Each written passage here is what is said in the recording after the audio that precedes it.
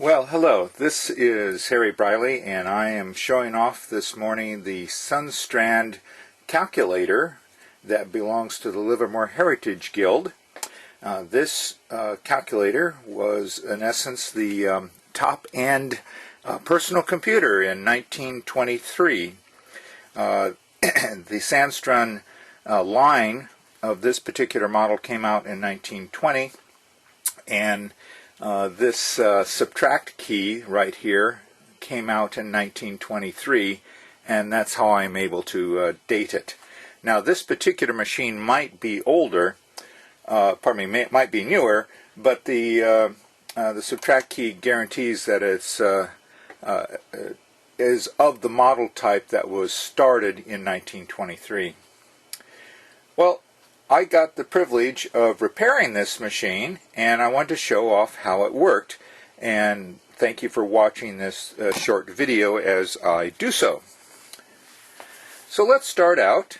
We have this keypad, and I guess a word about the keypad itself. This standard 9-digit over 0 keypad was new in Sundstrand. Sundstrand was the one that invented this. And all your cell phones and all your personal computers now follow this same 9-digit over 0 keypad.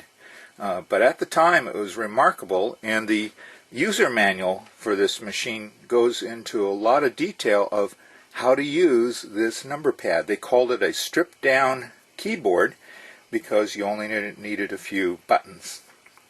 So I'm going to adjust this, and I'm going to put in today's year. I'm just going to do a simple calculation, and so I pull this forward, and I've put in the year 2013. I'm going to subtract my age. I guess this tells you how old I am, and you push down this subtract key until it latches, and it'll produce the number with a minus sign following it. And then if I wish to get a total, this is where it gets tricky. The machine's a little worn, and so let's hope it works the first time.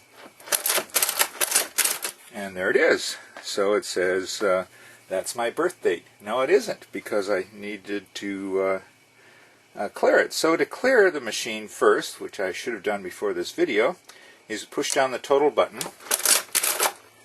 and pull the lever, and you'll get a little red square that tell you it's starting. So I'm going to start all over again. So 2013, and I'm going to subtract my age, and when it's latched there with the minus sign, and it appears. And so now I'm just going to do a subtotal, and there's my birth year. Very good. So I'm going to add 50 cents. And there's an implied 2 decimal points, so if I want $50, it would be 5000. And now if I wish to do another subtotal, there it is. And if I want to do a grand total, I press this total button, and I now have a grand total. One of the other buttons is, here is this latch key that comes down, and it's a repeat key. So let's say I wanted to buy a whole passel of liter sodas at 98 cents. So I've just purchased a whole bunch of sodas for that price. To release this, you just flick it back, and there it is, up. And let's say I want to buy something for $2.50, and I realize, whoops, I've gone too far. I can just flick this lever, and it sets the meter back. Or if I went ahead and put it in, and I thought, oh, I don't really want to add it, I can push this non-add button, and it will display the number up here with a mark says it doesn't get included in the subtotal. So what I really meant was put in 25 cents. There we go. And now I can run a total. And there's my total. Sometimes you have to do it twice. Well, it is a two-step process. And to prove that it's cleared, I'll hold down this button again. There we go. And I will just get a red mark. Well, pretty simple. That's all there is about a calculator, but at the time, this was considered a portable calculator. As heavy as it is, it's cast iron.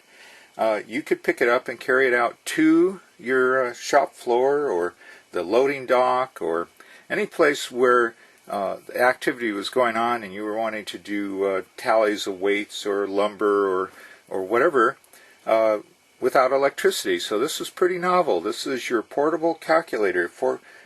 Does add, subtract, and you can't quite put it on your belt or in your shirt pocket, but at the time this was one amazing machine. Well, thank you for watching me demonstrate this.